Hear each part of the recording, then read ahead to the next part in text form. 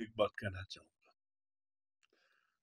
चाहे मुस्लिम हो, सिख हो, ईसाई हो, क्रिश्चियन हो, डोगरा हो, हमें ऑनरेबल कोर्ट पे विश्वास होना चाहिए, हमें कोर्ट पे भरोसा होना चाहिए। अगर आपने कहीं याचिका दायर की कोर्ट में, तो आप एक यहाँ के नागरिक हैं, कोर्ट आपका मानेगा, उस आपकी याचिका पे, आपके एप्लीकेशन पे कोर्ट अमल करेगा। अगर कोर्ट ने कहीं कहा है किसी मस्जिद को कि वहां सर्वे करना चाहिए या किसी मंदिर को सर्वे करना चाहिए, क्या ये मंदिर मस्जिद तो नहीं है, तो इसमें मुझे लगता है कि किसी को ऐतराज नहीं होना चाहिए। अलबत्ता यहाँ कुछ सियासतदान इसको जो है मजहबी रंग देख के इसको हिंदू मुस्लिम कराना चाहते हैं। ऐसा नहीं है। आप मुझे बताइए कि एक कानून 1947 में मुत्तफिक राय पे बनाया गया कि इस कानून के ऊपर अमल किया जाए। 1947 में कहा गया कि जहां मस्जिद है वहां मस्जिद उसको रहने देना चाहिए, जहां मंदिर है वहां उसको मंदिर रहने देना चाहिए।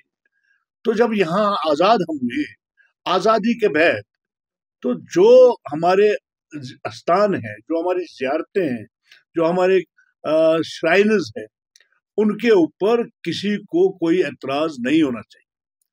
तो अब अगर आपने कोई याचिका दायर की कोर्ट में, कोर्ट को तो आपको रिप्ले करना है ना। हमें ऑनरेबल कोर्ट पे विश्वास होना चाहिए। मुझे लगता है कि हिंदुस्तान का जो हमारा कानून है, हमारा कोर्ट है, वो कहीं गलत नहीं करेगा।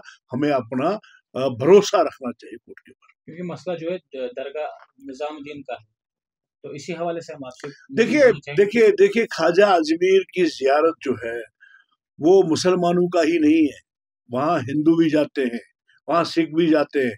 मैं हर साल मस्जिद उसमें जाता हूँ अजमेर में, वहां मैं देखता हूँ हिंदू की पॉपुलेशन ज्यादा होती है, सिखों की पॉपुलेशन।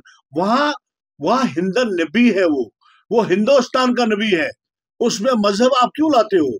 उसमें आप क्यों मुसलमान हिंदुस्तान लाते हो, मुसलमान हिंदू लाते हो? वो तो हिंदन नबी है, वो हिंदुस्तान के 140 करोड़ देशवासियों का हिंदन नबी है। उस हिंदन नबी के चौखट पे हर कोई जाता है बिना मजहब मिल्लत, ये जान के कि वहाँ एक बड़ी पवित्र जगह है। आपको नहीं लगता इससे हालात कशीदा होंगे? नहीं, हालात तो यहाँ के पॉलिटिकल लीडर करते हैं, यहाँ के सियासतदान बनाते हैं। मैं चाहता हूँ आप भी अजमेर जाइए, आपको किसी ने रोका? मैं हर साल जाता हूँ, मुझे किसी ने रोका। हिंदू जाते हैं, मुस्लिम जाते हैं। वहां जो जगह है अजमेर में, राजस्थान में, उस जगह पे वो जो पीर बैठा है वो हिंदन नबी है, वो हिंदुस्तानियों का नबी है, चाहे उसमें हिंदू हो, सिख हो, मुस्लिम। अच्छा, अगर जम्मू कश्मीर की बात करें, क्योंकि हुकूमत को 1 महीने से जायद हो गया, लेकिन अभी तक जो ख्वाब दिखाए गए थे वो भी शर्मिंदा ताबीर नहीं हुए, आपका क्या रिएक्शन है सवाल? ये बहुत अच्छा सवाल किया। देखिए, आप भी पहले सवालों में आप भी उलझाना चाहते हो। ये जम्मू कश्मीर के बारे में जो आपने बात की है, ये बड़ा अच्छा सवाल है। देखिए, उमर साहब ने जो वादे किए, उमर साहब के ऊपर यहाँ के लोगों ने विश्वास किया, 50 सीटें दी हैं उनको।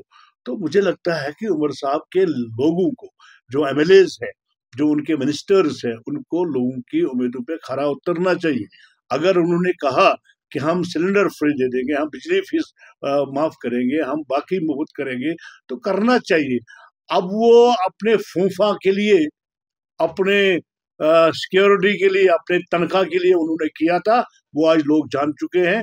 उनको लोगों की कोई दर्द नहीं है, लोगों की कोई परेशानी नहीं है। उनको आज तनख्वाह मिल रही है, उनको गाड़ियां मिल गई, उनको इतना ही चाहिए नेशनल कॉन्फ्रेंस के खड़पैचू को। और उमर साहब देखिए आज वहां पे अपने फादर साहब के साथ उमरा करने गए हैं, बस उसको इतना प्रोटोकॉल चाहिए, प्रोटोकॉल उनको मिला, लोगों के साथ कोई गरज नहीं। क्या फिर 370 वो ड्रामा था, वो कहीं बात कर रहे हैं क्या? लोग जानते हैं कि वो बात क्यों नहीं करते हैं।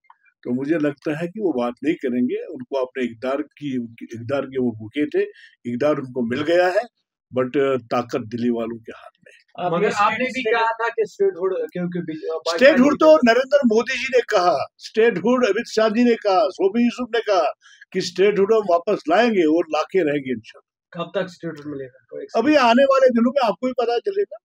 उससे लगता है कि यहाँ पे बहाली हो जाएगी। देखिए, स्टेटहुड एक जम्मू कश्मीर में 140 लाख लोग रहते हैं, 1 करोड़ 40 लाख 25 लाख लोग रहते हैं। तो मुझे लगता है कि 1 करोड़ 25 लाख लोगों के लिए वो ज़रूरी है। और यहाँ स्टेट जब हमें मिलेगा तो मुझे लगता है कि यहाँ एक फिर से एक फिजा मिलेगी। क्या पार्शियली स्टेटहुड मिलेगा या फुल स्टेटहुड फुल मिलेगा? स्टेटहुड मिलेगा, उम्मीद करते हैं कि फुल स्टेट मिलना और चाहिए। एक शिकायत थी कि दयालगाम जो बंदालगाम अभी 25 साल से वहाँ फीडर था, तो 25 साल में किसी ने उनको सताया नहीं। मैंने एमडी से बात की, फोन पे बात की। मैंने एमडी को कहा, जो इलेक्ट्रिक का डिपार्टमेंट का एमडी है, मैंने उनको कहा ये आप गलत कर रहे हो, ये नहीं करना चाहिए। अगर डूरू के साथ उसका कोई लिंक है, वो 25 साल तक उनको याद क्यों नहीं आया? आज विंटर का मौसम है, आज विंटर के मौसम में वहां लोगों को परेशान में डाल दिया। आज वहां बिजली नहीं है, और एमडी साहब ने मेरे साथ भी झूठ कहा। उसने कहा कि मैं एससी साहब से बात करके उनको बहाल करेंगे, अभी तक नहीं किया।